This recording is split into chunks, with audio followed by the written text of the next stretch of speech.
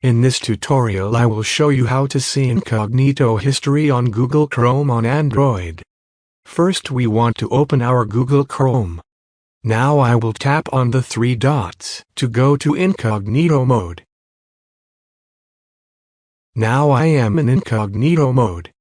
To see incognito history, just want to type this link.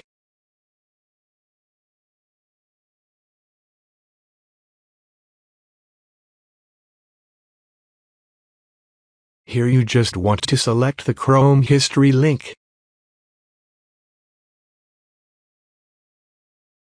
And all of your browsing data including your incognito searches will pop up here.